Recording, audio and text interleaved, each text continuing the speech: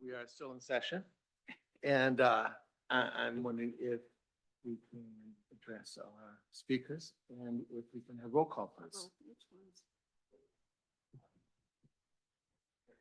Present. Present. Here. Here. Here. Excellent. We have got a quorum. Ready to go.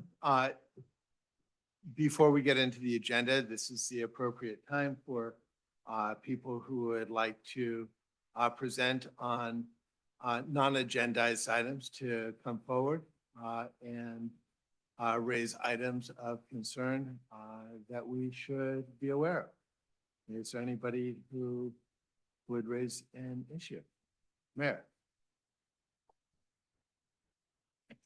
Hi, my name is Richard Merck, 171 Brookside Drive. I'm here because I came to apologize to the people from the Priory for the last meeting. I see that they're not here, but the meeting ended without any clear indication of what was happening. I don't know if the public hearing was extended, whether it was postponed, whether it was closed. And I was very concerned that the Priory had a lot of people here. Remember, I'm against the project. I just feel bad about the way people at the Priory treated last time because it feels like they didn't get a very clear message. I certainly didn't. I couldn't understand what had happened at the end of the meeting. Thank you very much. Are there other matters that should be addressed or should be heard? You're seeing none in this room. Are there any online? Please. Yes, Caroline Bertongen, you're allowed to speak. Good evening. Can you hear me? Loud and Yes. clear. Great, thank you. So I have the same comment as Richard Merckx. I don't know what's happening. And then I also saw that February 11th has been canceled. My second question is, I had submitted public comments the Monday before your meeting, and they went, or the Tuesday before the meeting, well before noon that day. And they were in the back of the room, but they were not made public on the website. And I find that strange. I have more evidence that I would like to provide. And so I don't want to burden the staff, but please tell me, what can I do to provide you with all the facts and data so you can make a very professional decision? Without those facts, I believe that in the last CUP amendment, the commission was not informed properly. I had submitted the evidence and had raised my concerns like many others. But if you don't see those comments and you don't see the data to substantiate them, how can you make a decision? So please let us know how we can make sure that this planning commission receives all the data that is needed to make a very decisive decision that definitely, that is a balance between what the Priory wants and what is good for the community. Thank you. Thank you. I'm looking for other comments that may be. No other hands are raised at this time. Let's go and address both of those comments. The first one being the resolution at the end of this past meeting. I'm happy to do so, Mr. Chair. At the last meeting, there was discussion about continuing the meeting to the 11th. However, afterwards, the staff looked over, considered comments from the commission and looked over the project in detail, and we need further work to do. Therefore, that meeting is canceled. We'll be agendizing the Priory project once we have finished our further analysis. So but specifically at the end of the meeting was continued, huh? Correct. It was continued to, I believe, the 11th. Is that what's up there now? But now that's been canceled. And there were members of the planning commission who were going to confer with respect to the CEQA issues with respect to the pilot. Is that correct? That is correct. And that did happen. And that, did that happen? Yes, it did. And Priory was aware of that? Yes, I've been informed and we are, we're continuing to study the environmental issues and we'll work with the Priory to reschedule the meeting when appropriate. I'm aware that Priory has reached out to me and the council, and that they represented that they would be reaching out to others on the commission as well. And it's at our next meeting, it would be appropriate, addressing the issue, it'd be appropriate to call out whether or not they did do that, as it is for any contact with an applicant. But at this point, if there are other people who, just to address the question that was raised. I just thought that one action we did take, the vagueness may prevail, but was that you and I became a subcommittee to deal with the staff. And that is the meeting that was held. Yes. And that was the action that we took. So, okay.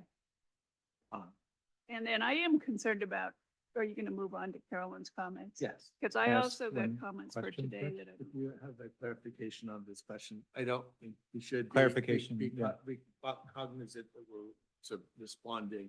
but- Just Just clarifying, if the meeting was continued to February 11th, February 11th was canceled, what does that mean technically? Is the meeting still continued to whenever it's next agendized?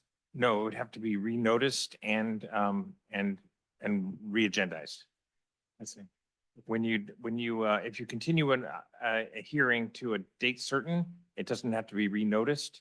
But of course, notification of the community is generally a good thing. So there'll be further notification when the hearing is rescheduled.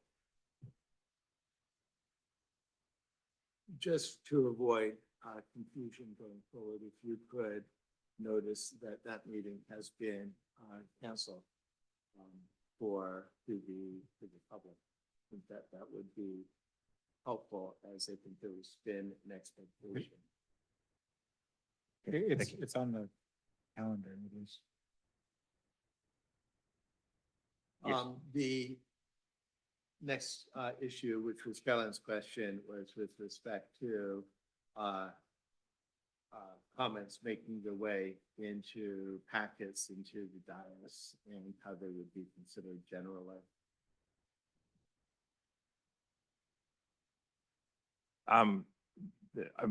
If it's information that was submitted should have, if it came in on time, if it was noticed on time, it would have been included in the packet. We'll certainly assure that that comment is included in the packet. And in addition, if there are further comments that anyone in the community wants to make, they can send it to Emily, and we'll make sure that it's in the electronic packet. So even on an item that is not yet, not at this point not agendized, we're happy to collect those comments and make sure they're distributed to the entire commission and the community in general. When should comments be submitted in order to be included with the packet?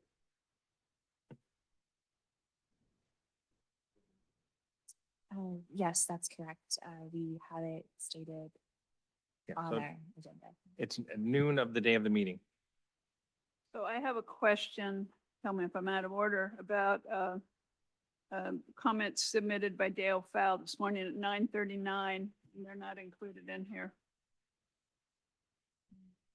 They went to you, Terrence, if he had your email right.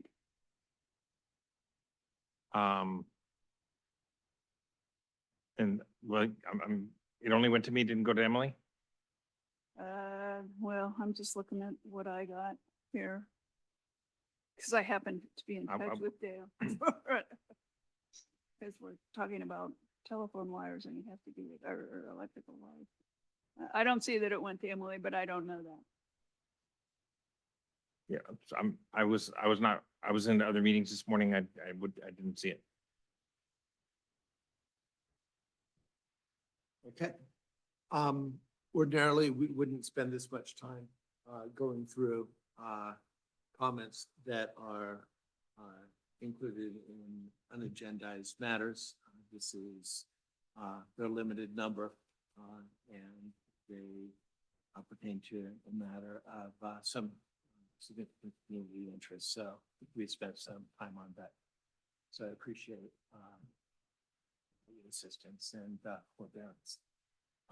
With that, we have one matter on the agenda, and that's to consider an exception to the utility undergrounding at 109 Brookside Drive. File PLN EX 0002-2004. Do we have a staff presentation? Yes, Mr. Chair, the Jamie Bourne from our consultant Good City Company has the staff presentation for the commission. Jamie? Just one moment, I need to share my screen. Thank you for your patience. And then I'll start the slideshow, just a moment. Sorry about this. Let's get to there. We go. Okay, thank you for waiting for me to adjust my screen. Good evening. My name again is Jamie Bourne. I'm the consultant planner with the town of Portola Valley. The item before you tonight is an exception request for the town's requirement to underground utilities at 109 Brookside Drive. The subject property is bound by Portola. Okay, that is it. By Portola Road to the east and Brookside Drive to the north. The parcel is located in zoning district R1-15M and is surrounded by 1- and 2-story homes. The current electrical service at 109 Brookside is a 100 amp panel, and the parcel owner is planning future electrical upgrades that will impact the electrical panel and require an upgrade to a 200 amp panel or to 200 amps. Future improvements include a solar system. The immediate future improvements are the solar system and the EV charger. In the future, also the homeowner would like to remove outdated knob and tube wiring and replace that with new electrical and replace a gas water heater with an electric water heater and a gas furnace with a new HVAC system that is electric. The electrical service upgrade triggers the town's code requirement that overhead service on site be relocated to an underground trench as listed in PVMC 1836.010 based on a service increase that is greater than 100 amps. The town's municipal code allows an exception to be requested if the planning commission determines the requirement is not feasible or practicable and there's no reasonable alternative location or design for installation. To clarify, this is 3 different, there are 3 different photos here. So I know this one on Brookside on the top left looks like it's connected and it is not. So I will explain this a little bit better in detail right now to you. The existing main utility pole is located on the corner of Portola Road and Brookside Drive near the corner of the parcel at 109 Brookside Drive.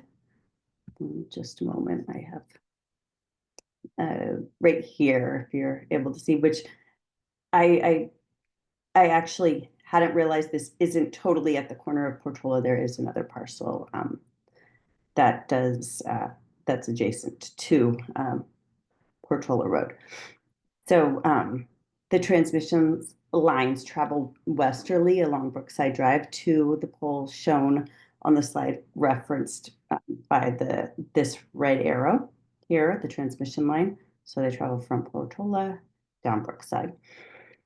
The current service line drop is directly from the transmission line connection between both poles. According to PG&E, the trenching within the right-of-way would occur for approximately 125 feet from the pole indicated up on the top left here as number 3. This is the pole that is shown from this arrow right here, and also right here. And then the pole, then from the right of way, the homeowner's contractor estimates 100 additional feet of trenching to underground the power lines to the new panel. There we go. This, the homeowner maintains that the utility underground requirement is not feasible or practicable on the following basis. I'll explain this slide in greater detail in just a moment, but I'm going to start with a few other points first. Minimal safety is the first item, the first finding that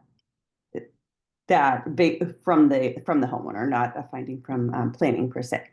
That there would be minimal safety and visual benefits as a result of undergrounding one set of utility lines, since the majority of electrical lines in the community are above ground.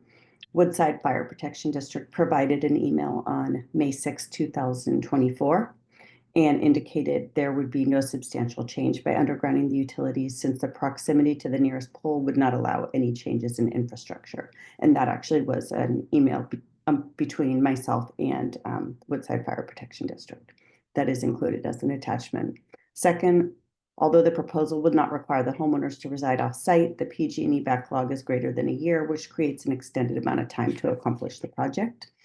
Third, the cost, which this has to do with the information in front of you on the slide. The cost for PG&E to underground within the right-of-way is estimated at $35,500, which is included as an attachment to the staff report.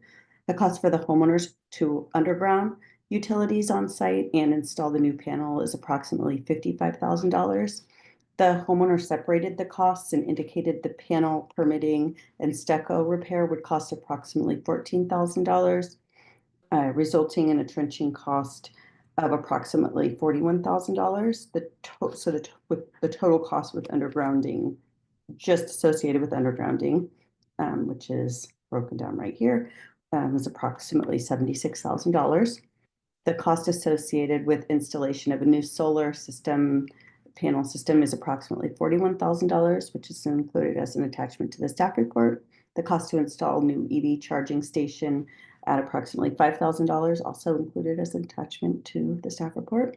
And as I mentioned above, the $14,000 for the electrical panel install and associated improvements to upgrade the electric, costing $60,000 approximately. The cost associated with the undergrounding more than doubles the initial cost of the project proposal. Therefore, the cost associated with the undergrounding requirement in combination with the factors mentioned above would create an undue hardship for the homeowners, and that a community effort approach should be considered for future undergrounding as a potential strategy, which that I can't really speak too much to, so I'm not even, that's just one possible future. There'll be future discussions, I'm sure. Historically, there have been the Planning Commission has granted exceptions in accordance with the town code the planning commission does have the authority to grant these exceptions to the requirement to underground utilities if they determine that the installation is not feasible or practicable and there's no reasonable alternative location or design for installation identified for the underground lines. Historically, the planning commission has granted previous exceptions based on the high cost relative to valuation, which I discussed as part of the this presentation. If there are adverse impacts on trees, complications due to topography of the property, and adverse impacts to underground utilities. In advance of this meeting, public notice was mailed to all property owners within a 300-foot radius of the site and occurred on January 24th of 2025. 3 public comments in support of the proposal were received by neighbors and provided to the commission on Tuesday, February 4th, 2025. Based on the staff analysis associated with the cost underground, the findings could be made based on the high cost category of determination. Therefore, staff does recommend granting an exception to the undergrounding requirements with a recommendation to the Planning Commission to make a motion to approve the request for the exception to underground utilities. I am happy to answer questions, and thank you for listening to my presentation. Thank you. Are there questions of the staff from the commission? Do you want to hear from the applicant? What questions might go to both of them? Or I can go to her now. If they're let's address to the staff. And Okay. then we'll ask the applicant. Yeah, then I have questions. Please. If we deny the exception, is this something that's appealable to the town council? Yes. Okay. Do you happen to know, and this might be a question for the applicant, are there any Public Utility Commission deadlines that are making urgency on this determination? For example, when I put in my solar system, there was a PUC deadline related to the net energy monitoring system. Do you know if there's any such thing right now? Could you repeat the question? Are there any PUC related deadlines that might impact this decision? Because at certain times, solar credits through PG&E have different values based on certain decisions that are made by the PUC and therefore enforced by PG&E. Are you aware of anything like that? I have no knowledge of. Okay. Usually relates to the rate at which you get your NEM credits and the cost that you pay the company, but okay.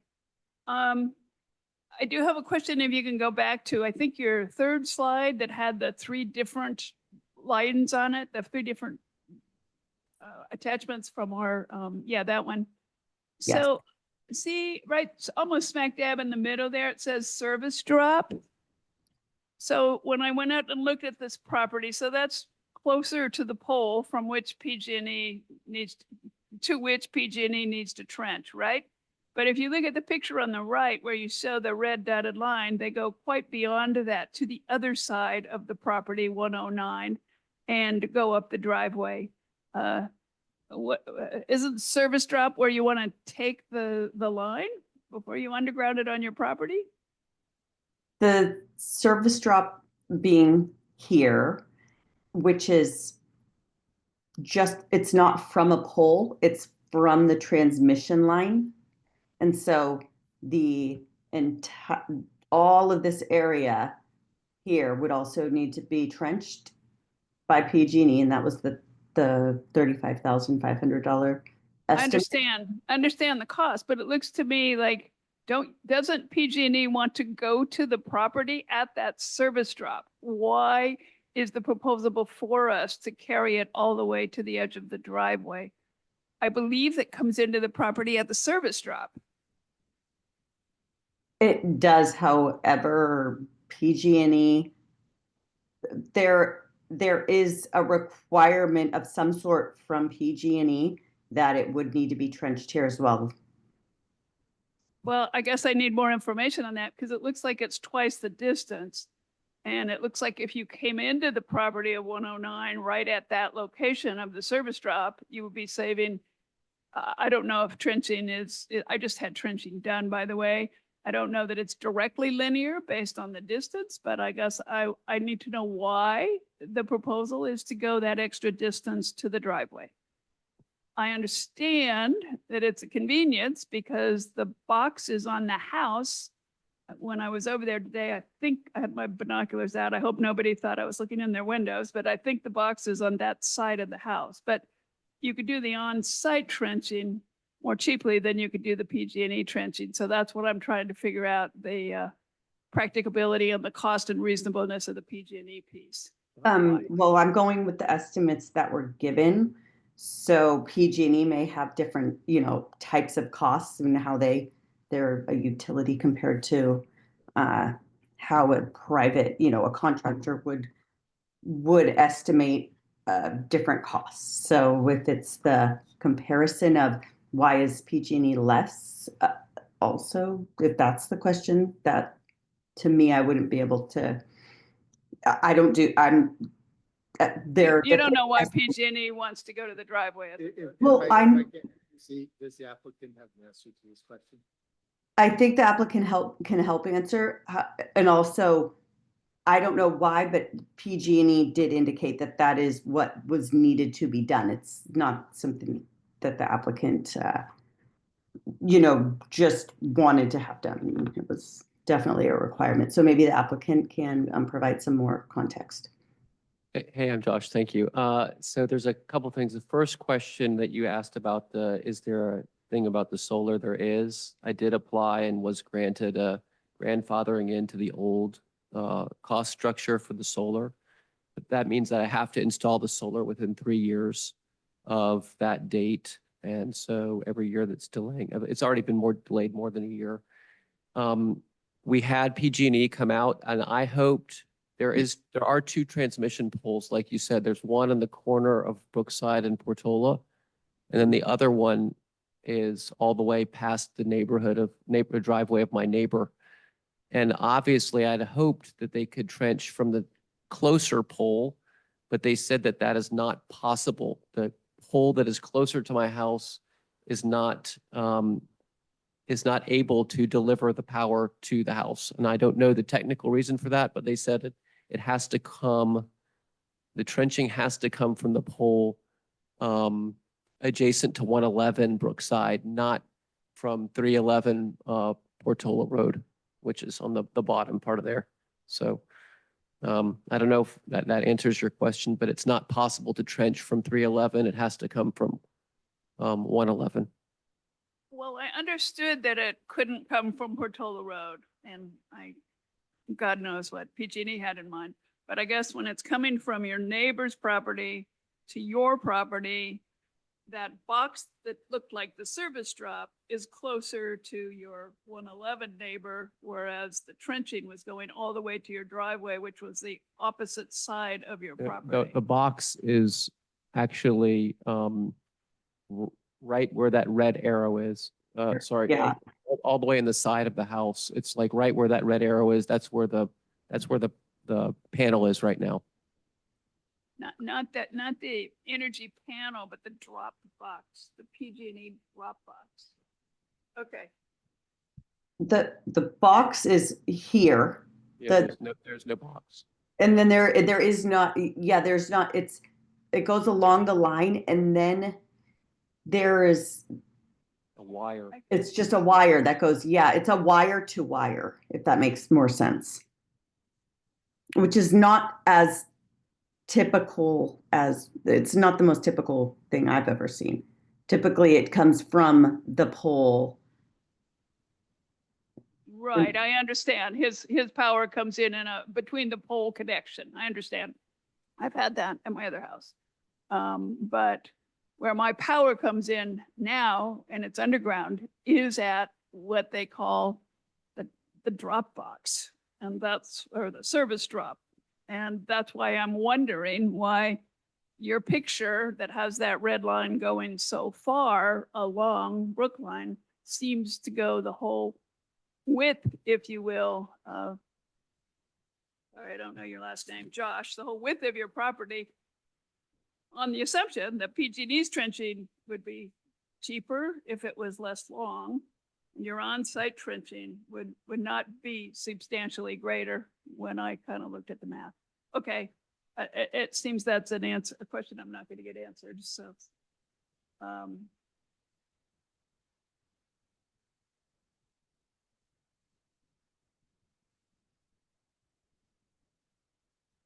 I think those are my only clarifying questions. Thank you.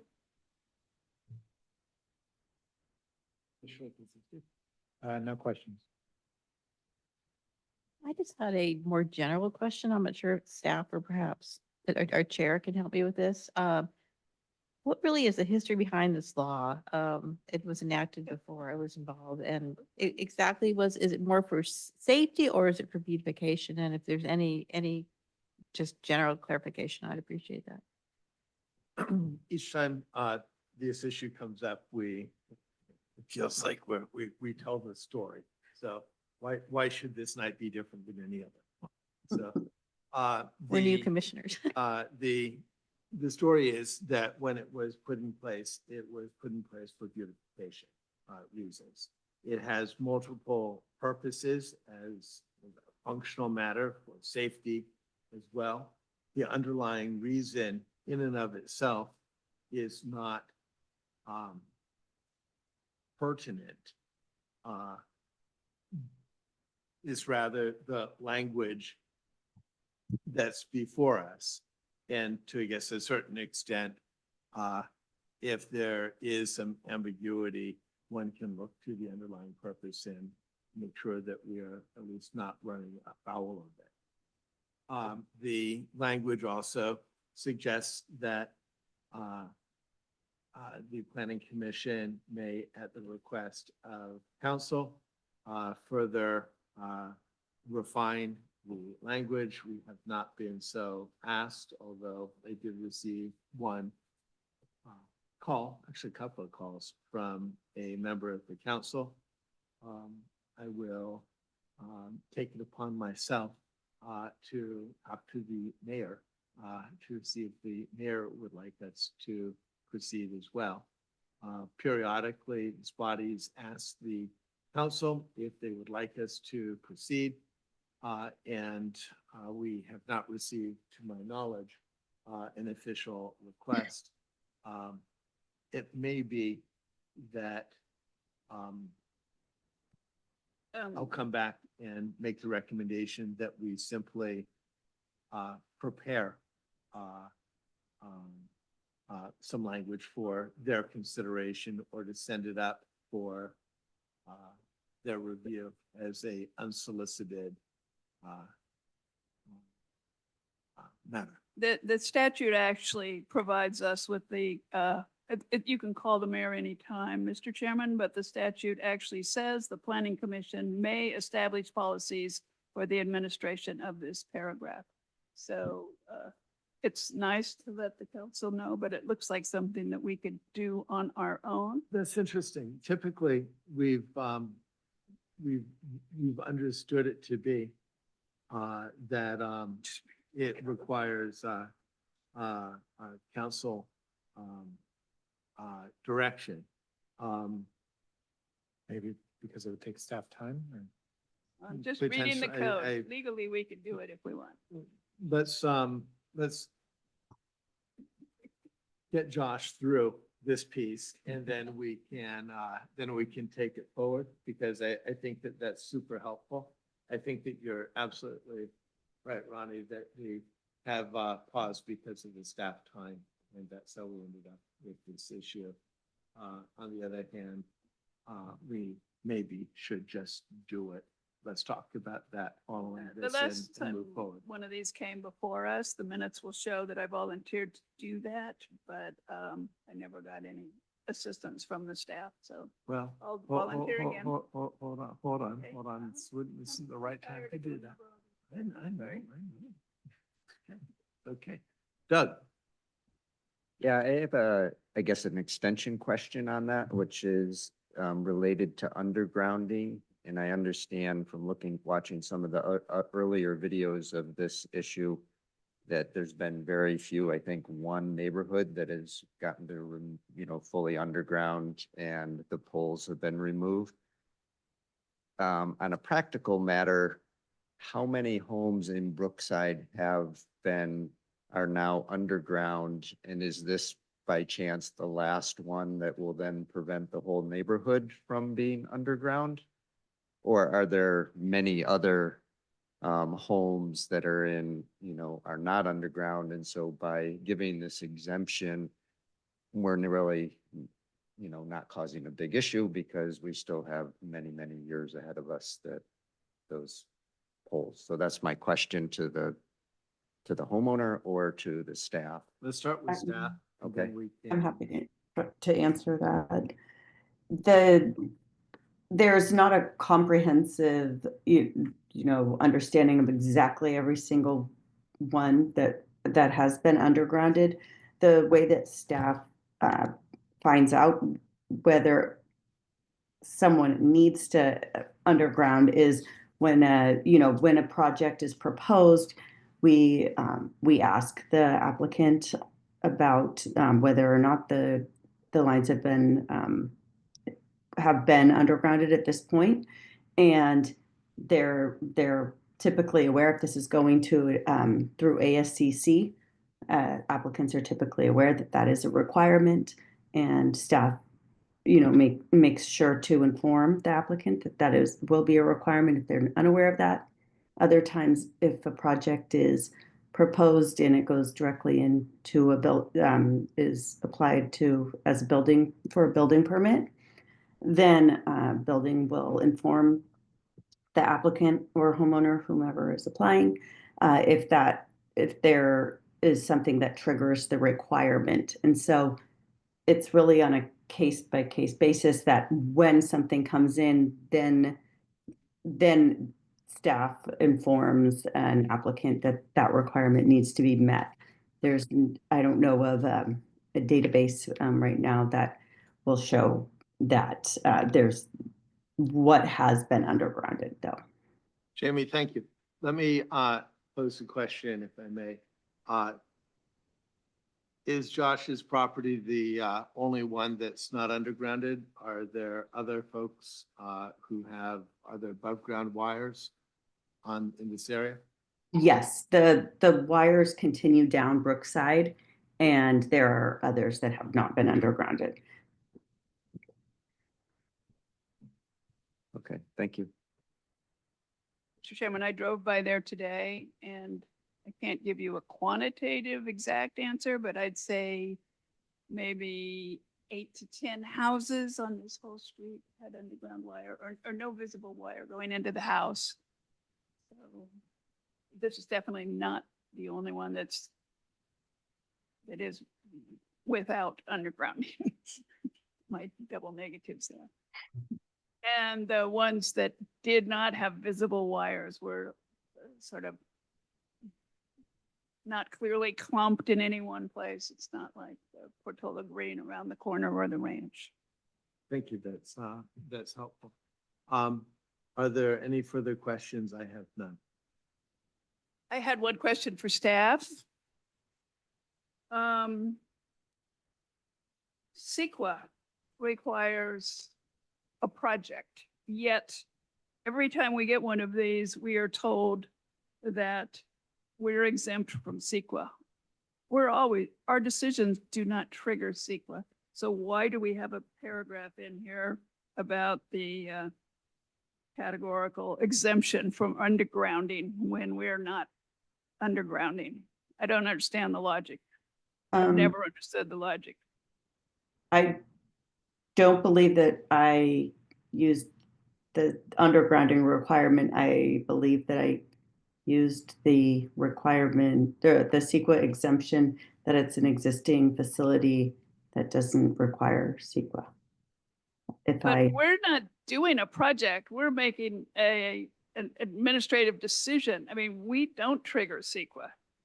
If the homeowner went forward with the project, that would trigger CEQA, but they're asking us for an exemption. I don't understand the logic. I don't know that I'll be able to. It's determined that since the request to exempt the undergrounding is a part of the proposed project, that it could be construed as being a project under CEQA. Therefore, out of an abundance of caution, we include the categorical exemption for that purpose. Potentially, I could have omitted that because there is not a project right now, so maybe I should Yes, update but the staff We've report for we've this one. traditionally done that, and the town attorney has had that. I'll bring that up with the town attorney if the commission Has is the interested. town attorney ever looked at it? I can say it's pretty technical. Okay. It makes no sense because it talks about a proposed project and there's no proposed project. No, you are correct. I probably could update my last project. There was already a building permit and I hadn't thought that totally through. Jamie, Thank Jamie, you. I'd like, don't make any changes in our process until I've talked to the town attorney. Thank you. Absolutely. Thank you, Terrence. I have no more questions. You'll be happy to know. I just want to give it a moment to make sure that we're actually sunk in here. We are. So we're going to open a public hearing here. Mr. Chair, if I'd like to apologize for that the email came in from the citizen. I'm happy to read it into the record if the commission would like, as Yes, please. for part of the comment. And we're going to change the sheet that indicates my email address as the place to send this comment. We're going to change that to a more universal, that there'll be more than one person who receives it. Particularly one who's supposedly working part-time. Okay. This comment came from Dale Fowl. Sorry if I butchered the pronunciation. Please include forward to all commissioners and include in public comment. Planning commissioners, without commenting on the specific waiver variance requests before you tonight, I have a couple of thoughts on the issue of undergrounding electrical lines. I've been watching planning commission agendas for several years, and I've never seen an exception to the requirement denied. I believe that the facts support that, I believe and the facts support that undergrounding is helpful and preventing fires. Undergrounding is required by statute in PV in certain situations. The track record of the planning commission is granting exceptions creates a precedent where future exceptions that are not granted could face legal challenge. As I see it, there are only two solutions: stop granting exceptions and two, change the building codes. Thank you, Dale Fowl. Thank you. Are there other members of the community who would like to address? Rita Combs, you're allowed to speak. Thank you for taking my comment. First, I do not know the applicant. I have nothing for or against the applicant. My question is about the exception. At one point, the Planning Commission was going to put together a criteria so that these exceptions are not just made the norm as that they've been lately. Once again, our town is being asked to make an exception on undergrounding of utilities. And you guys know the section code, which requires undergrounding of utilities under certain situations. And this section of the town's municipal code, the applicant would be required to underground the overhead electrical service lines due to the proposed increase of service above 100 AMPs. This applicant is planning to increase their service to 200 AMPs and thereby expect it to be undergrounding those utilities. In light of the recent California fires in Paradise and Los Angeles that may or may not have been caused by overhead electrical wires, I ask you to put together a plan and honor the Portola Valley Ordinance undergrounding for the reasons it was created. I understand and I'm sympathetic to the applicant's cost of the project, but while we still don't have a safety plan and a truly implemented or implementable evacuation plan, why are we spending thousands of dollars on these exceptions? If the town made a clear plan of enforcement or criteria of exceptions, we could save the applicants and the town many resources and helped keep us on the original intended criteria of this town ordinance by undergrounding utilities in our beautiful town. But just as Dale said, if we keep making exceptions, you know, if people are used to driving in that roadway, guess what? They then own the roadway. And all the time and energy that was put together to make this ordinance is just been wasted in the history of this town. So please, let's do better. Thank you for your time and the way you volunteer. Thank you. Next, David Cardinal. Hi, thanks. I have a couple comments. First of all, I'm totally in favor of the exception, without question. Bigger picture, I think Karen questioned why we have this ordinance at all anymore. Honestly, we are never going to underground all the utilities in town. I wish. So undergrounding little strips between the road and the house, frankly, there's no proof that that does anything for safety. It's a little prettier. We have ours undergrounded. That's nice. But if we want people to electrify, we have lots of neighbors here who are interested in doing more electrification, but the mere thought of having to deal with this process and spending an extra $100,000 just to upgrade their electrical service, they're like, yeah, never mind, I won't do it. So we have to make our priorities, I think, pretty clear. I don't think the wires to the house matter in any way, shape, or form. And I don't see, I'm not a lawyer. You guys are the lawyers. So I know the ordinance is outside your scope, but as a citizen, taxpayer, and somebody worried about climate change, I'd blow this off. And if somebody wants to spend an extra 50 grand, have them do something useful, like put in a ton more solar, and not just like, oh, we're going to bury a cable. So thank you. Thank you.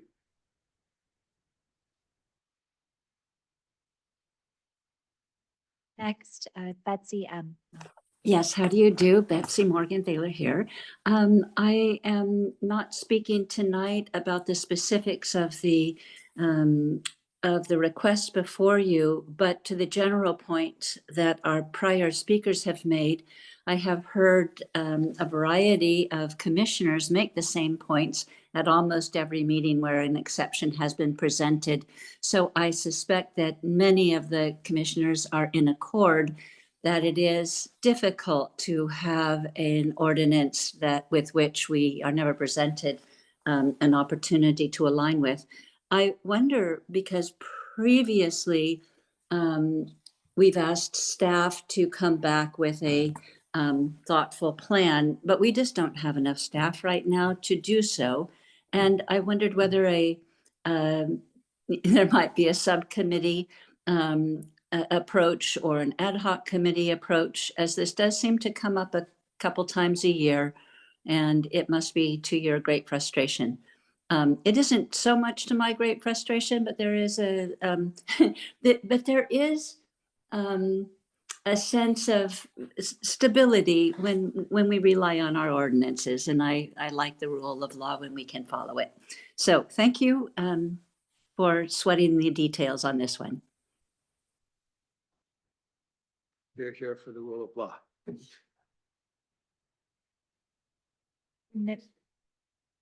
No other hands raised at this time. Thank you very much.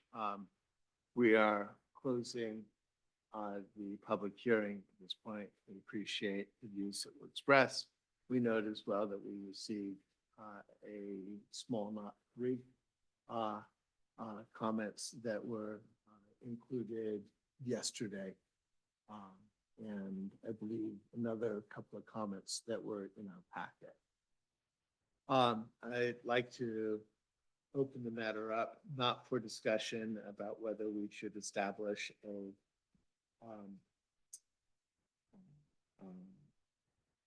criteria at this moment, but we will talk about that. and Josh are gonna want you to stick around for that as well. But on this particular matter, I'm going to start at the other end. Doug?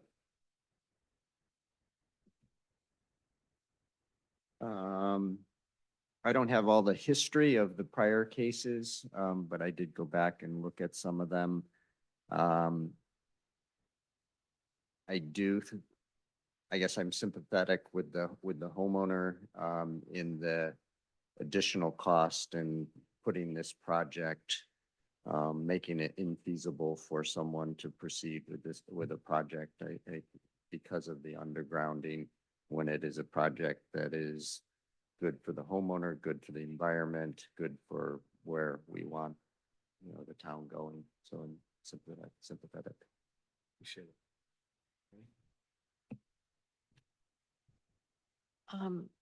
I'm also sympathetic to the homeowner, and in this case, since immediate neighbors do not find it a problem for their sensibility, their eyes, and there was noticed, to the appropriate amount of feet from the property.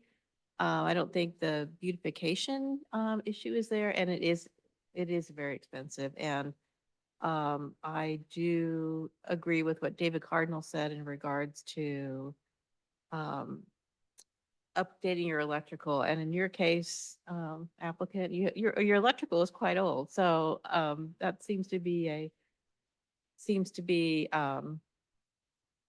different issue to me than if you were doing a major remodel. So I'm supportive.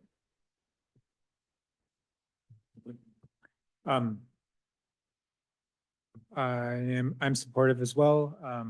I guess on the issue of the trenching that came up in questions, I guess I accept the PG&E quote on face value, and I don't think that we need to question their requirements. And then I would also note that I noted that Woodside Fire Department does not object to the exception and accept staff's recommendation that more than doubling the cost of the project presents a hardship, and I support granting the exemption.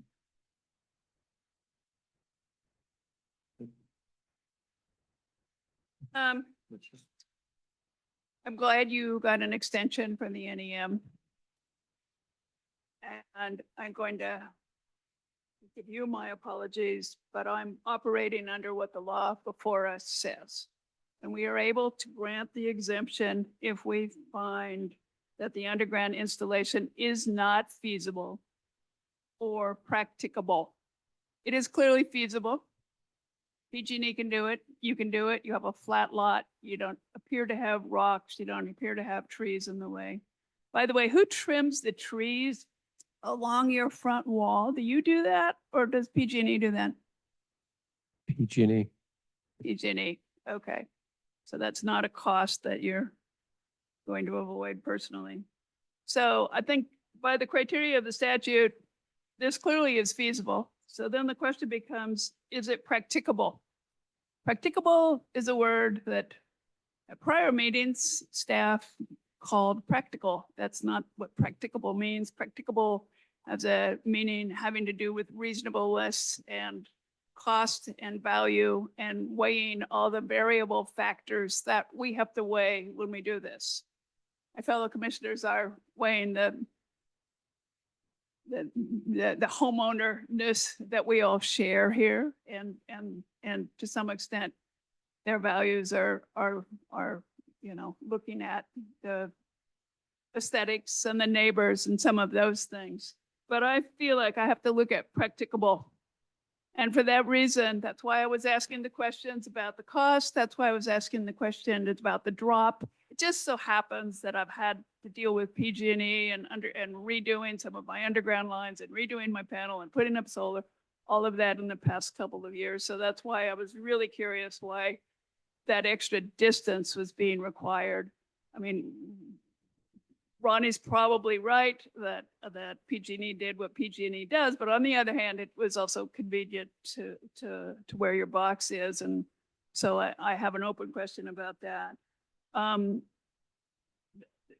there are, I guess, related issues about practicability. It need not just be at your house. It need not just be on your street. It need not just be your area.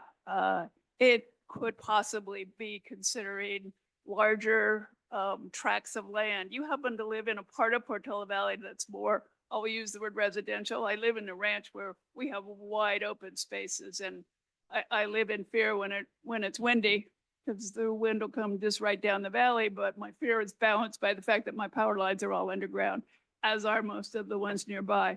So when I look at practicability, it makes me look at some of those other, what do I want to say, less quantifiable factors. And so, and then the final thing is not feasible or practicable, and there's no punctuation in here, whoever wrote this section, and that there is no reasonable alternative location or design for the installation of the underground lines. I find that that test is just not met here. And so for that reason, I can't grant the exemption. So, it's interesting. I look at it and I look at it very much the criterion the same way, Commissioner Brothers, as you do. And I look at the word practicability, and I actually come to a different conclusion.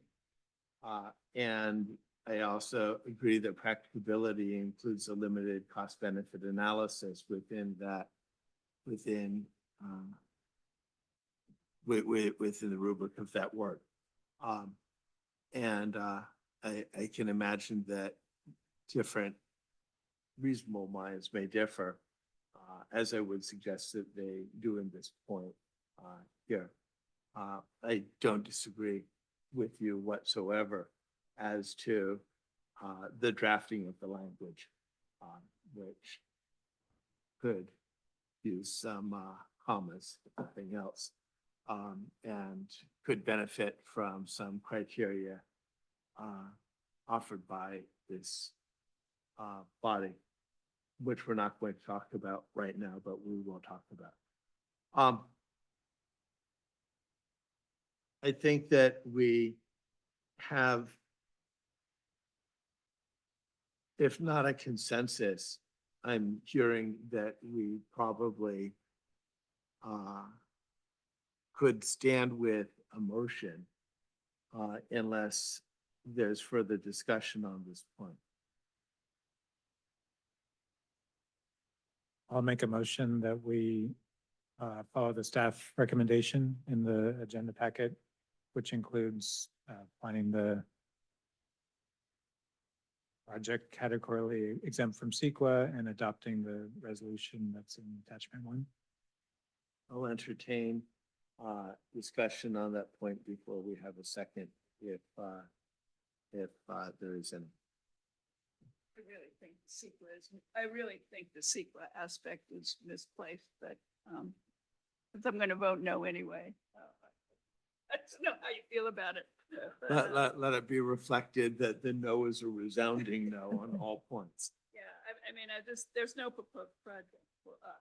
So if we make a resolution for us, we don't want to trigger CEQA, and I don't like the precedent of our decisions having any CEQA overlay. I'd be happy to talk with you about that. Is there any further discussion on this point? Seeing none, is there a second? I'll second. We should actually take a roll call vote on this. That's what we do. Certainly. Chair Targ, Aye. Vice Chair Brothers, No.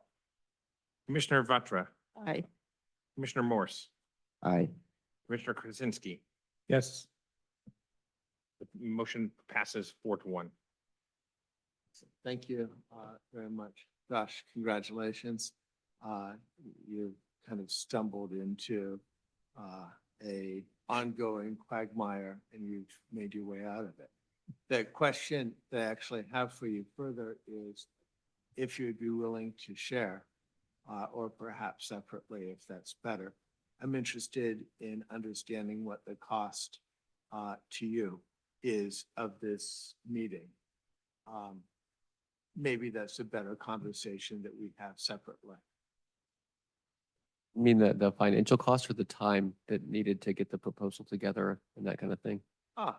It's a great point. Yeah. Yeah, both. Well, I mean, I started this process about a year ago. I didn't know about the triggering of the 100 amp to 200 amp panel triggering this whole thing. It was a rude awakening. And so I had it literally started about a year ago trying to figure out how to do this, and then gathering all the necessary quotes and getting PG&E to come out to the house, and that took several month process, and also several $1,000s, I think $3,000 or $4,000 to get them to do that, get that quote. And then there's a cost of several $1,000s also to the town for the consultant that helped. So, which was critical, you know, without Jamie, this wouldn't have happened. But it also altogether, this has cost me about $6,000, I think, and probably 20 or 30 hours of time. Yeah. Thank you very much, both for your lived experience and for your willingness to share. Is an agendized issue.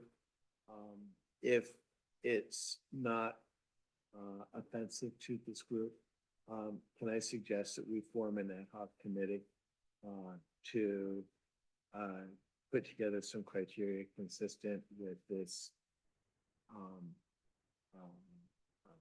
ordinance and offer it up at a later date? I will talk to the mayor, who will provide some further direction, I'm sure, as to staff support, which I think we could benefit from. But I'd like to get ourselves in a position to move forward. I'm thinking that if I can, Commissioner Brothers, would you be willing to serve on the ad hoc committee? Yes, I'd be willing to serve. I'd also like to talk to the mayor just because of her prior participation on the planning commission, and I will only serve if there's legitimate, serious staff support and follow-up. So noted. Do we have a member of one of our two new commissioners who might be able to join Commissioner Brothers?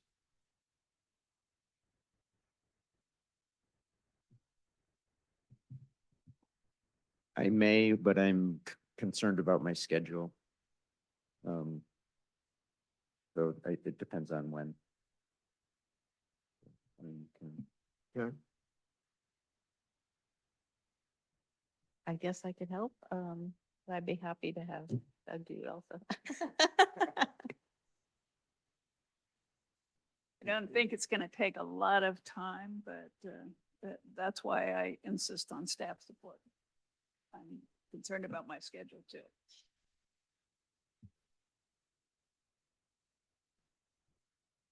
Good.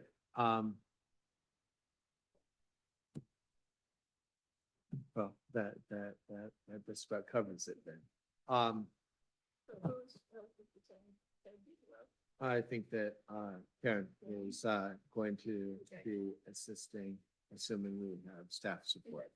Sounds good. I appreciate that you've just been drafted. That's okay. It was Willie Mae's day today, so it's a good day to be drafted. Yes, indeed. 2-5. All 2-5, right. 2-5. Well, I think the town will be well served. Yeah, it needs to be done. And I don't disagree with any of the comments that were made by members of the community. So let it be reflected. Appreciate this deviation. We're moving into commissioner reports and staff reports at this point. Thank you all. Questions again?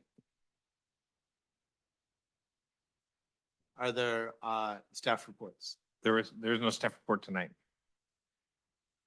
Are there commission reports? You know, I'd like to get out of here more promptly, but Yes. I guess these are questions. Where are we on having a housing element? We're the planning commission and I am never kept up to date on that. So, and I get a lot of questions about it. So could you share that with us? An approved housing element? We're working on submitting of doing the rezoning, a text amendment and rezoning a parcel. And that's in process. And we bring that to the commission probably in March. So that's and then it would go to the town council. And then that gets sent, if the planning commission and town council approve of the rezoning, the text amendment and the rezoning, then it would be sent to state HCD, State Department of Housing and Community Development, and they will, since it is exactly what they asked for in their technical assistance letter, we're hopeful that they will expeditiously recertify our housing element, but that's the hope, that's the plan. I have two other questions, I guess, Mr. Chairman, they go to you too. I wrote a dear colleagues letter that never got agendized. I think it almost got agendized the week that I had zero voice, or maybe it did. So you tabled it. I'd like to have that put on our agenda. Or I can somehow or other address those points, but the basic point of my letter was to form a little subcommittee and get some procedures here. I think tonight's a good example of how few procedures we have. And then Ronnie brought up that we still haven't approved minutes from meetings last year. And then tonight, maybe I screwed up, but I couldn't find the minutes from our last meeting in my packet today. So maybe that was my fault. Because they weren't in there. Okay. They weren't Oh, complete. phew. Thought it was a technical error on my part. Okay. Let me just note that these procedures, which are so few, don't include asking questions of staff during staff reports, but we're allowing it just the same. So be careful of how precise and prescriptive your criteria are. Okay. Commissioner. And Mr. Chair, if it's okay, I'll answer one of those questions. We will put that on the next agenda. Okay. My final question, which Hold on. maybe I'm not allowed to ask. But not on the agenda with the prior. Perfect. Okay. Is what happened to our liaison? We had a job where we each had to be the liaison to the ASCC. And it was actually, I thought, a very helpful part of our work. And I noticed tonight, I don't know if we have a liaison from the town council as we usually do. Is that a process that the town has gotten rid of, or is that something we've just failed to follow up on? You want to answer that or? Or some other alternative? Maybe we'll consider this my report. No, it has not been abandoned. I don't know the process that the commission has used for having your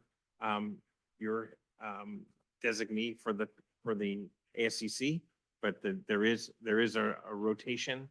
I don't have it on the top of my head, but I'll send all the commissioners a link to the place that talks about the rotation of which council member is your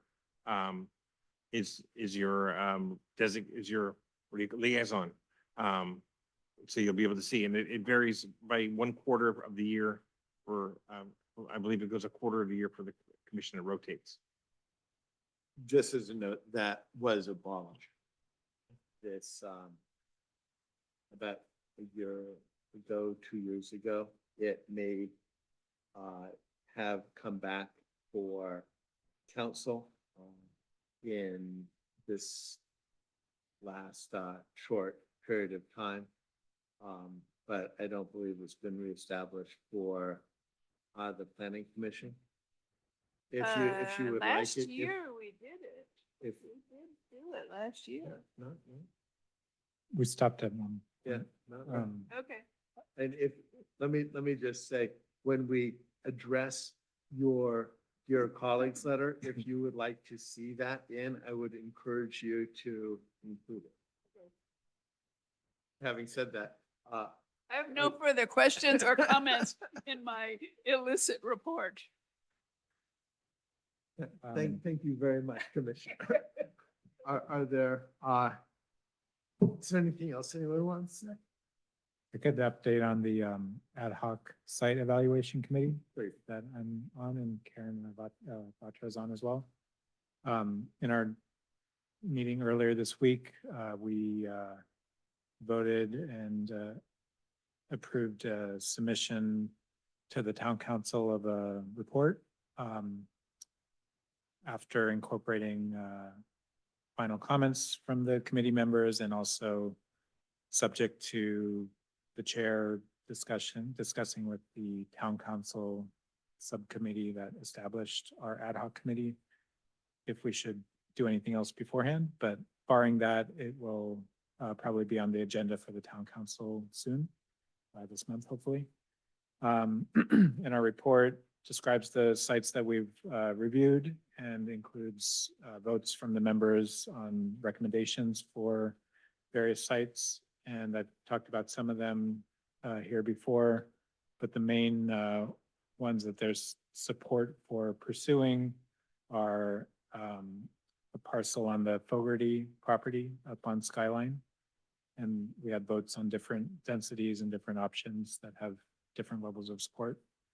And the Christchurch site that's in our current housing element, but there is support for reclassifying the units as very low income. We're trying to do that. And then there was a new site brought up in our meeting last week, which is Village Square. And maybe Commissioner Batra will want to describe that site. That came out of her subcommittee. Sure. So Village Square is 2.27 acres, and there's the commercial buildings along the northwest side, and the owner wants to keep those. But there's enough room to actually put a significant, it's the odd shaped parcel, where she's pointing. Where the loop is, there's enough room there to put a building there. And he was suggesting on this back of the envelope approach is to put parking in the back. So there's some small buildings in the back. And the owner is primarily real estate broker, but he's done a little bit of development and had plans approved for 120 approximately, I don't remember on the top of my head, building in Burlingame, and that's actually in the Burlingame housing element. Just to be clear, he would not be looking at putting 120 units. No, but he does want 75 in his initial proposal, and the idea would be 75 would allow him to support our need of 50 units, but 25 market rate units would subsidize that. And he thinks there's enough interest in Portola Valley because we don't have many apartments here, unlike Burlingame and other cities, or are a little saturated at this point.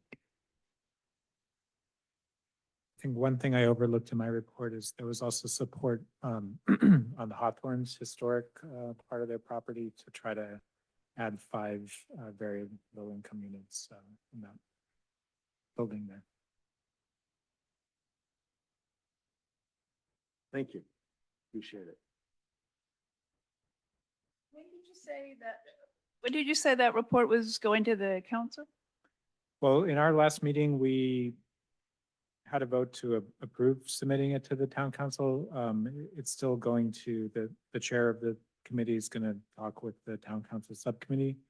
And then, of course, the town council needs to go through their agenda process. But it had been discussed being potentially the February 26th town council meeting, the end of this month. Since we have submitted it sort of ahead of our schedule, I mean, it conceivably could go into the next town council meeting, which is the next week. Well, thank you very much for your work on that. I know that was a heavy lift. And there was some skepticism as to what would come out of it. And it sounds like you've identified some options. And And depending on, the town council's feedback, our committee may continue or maybe will be complete. Terrific. I know that will certainly aid the council in its work and potentially create some new and good options. That's great. I met with the town manager today. It's a get to know you kind of thing. And it was a very broad ranging conversation. I observed to him that this was the first time that a town manager in my 12 or 13-year tenure on this body had given me a call when they had newly come to the town and said, would you like to talk to me? I viewed that as positive and conveyed as much. I found him a very thoughtful person,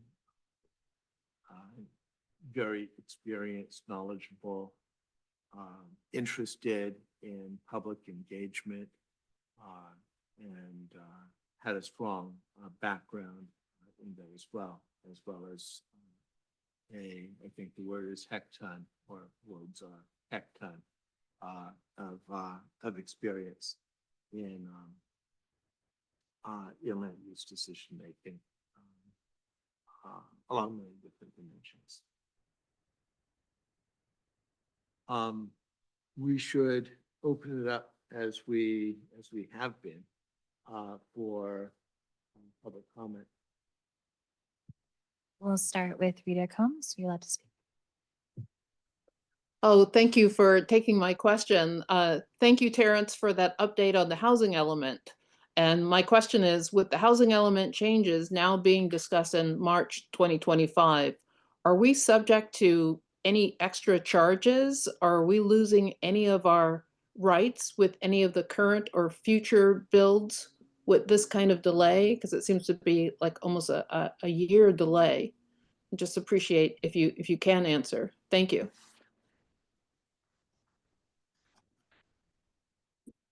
We're not being further punished beyond our element being decertified and remaining decertified during this time period. There hasn't been any other discussion of further punishment.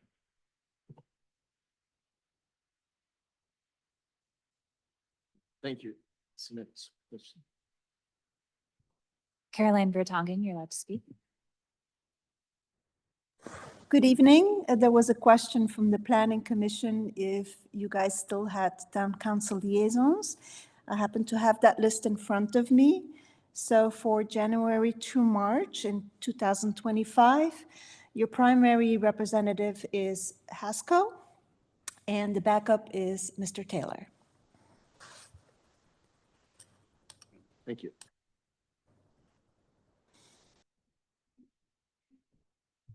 No other hands are raised at this time.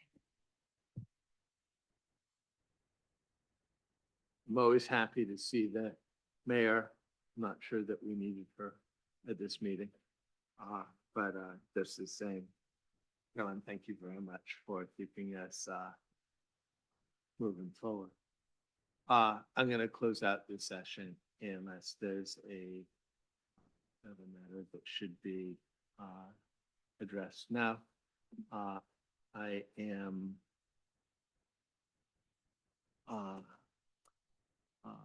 also going to place this in recess, as I don't believe we have any minutes. And I think we've come to the end of the agenda unless I've missed something. Recess, you mean, would you like a motion to adjourn? I think that I have. Thank you. And you can put that in your memo as well.